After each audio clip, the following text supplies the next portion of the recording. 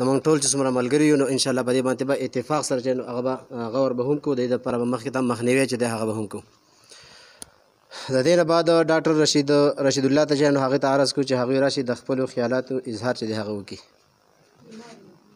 یو دوه درې خبرې وکړو. نحمده ونصلي على رسوله الكريم أما بعد فأعوذ بالله من الشيطان الرجيم بسم الله الرحمن الرحيم قال رسول الله صلى الله عليه وسلم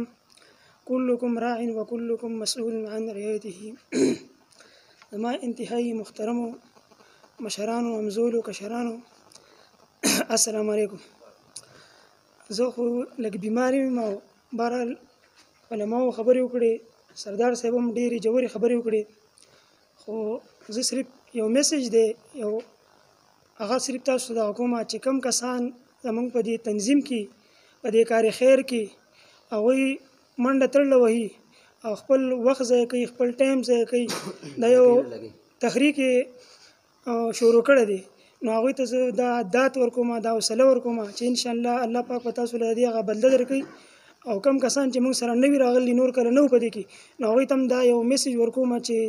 څومره دا کم کار خیر دوی شروع کړی دی چې دا میسج نورو کسانو ته، نورو ملګرو ته، ځوانانو ته ورسوي چې په دې کې هغوی حصه واخلي.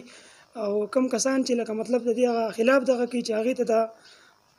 هغوی هم کانوینس کړي، هغوی ته خبره وکړي چې مطلب هر خیر کار چې دی د نیکۍ کار چې دی په هغې کې حصه اخیستل پکار دي. نبي علیه السلام حدیث مې تاسو ته وي، هغه هر یو کس په تاسو کې راعي دی او د هر کس نه به تپوس کیدی شي د هغه د رعایت باره کې. نو هر یو کس چې هغه یو ذمهوار کس دی او د دغه هر کس چې لکه مطلب خپل مناسب څونه ذمهواري دته حواله ده، نو د دغه ذمهوارۍ باره کې به د نه بیا تپوس کړي، د ده اهلیو باره کې مطلب دته یو خبرې معلومات او خبر هم د چاته ونه کړه. یو کس دته پته وه چې دا کار داسې کول غواړي، دا د یو ذمهواري وه او د کم کس دپاره چې وه هغه ته دا ونه کړه، دا د خپل سر باندې یو ذمهواري پرېښوده. وما علینا الا البلاغ. د دې نه بعد شیر زمان استاد صاحب ته عرض کوم چې هغوی راشي او د خپلو خیالاتو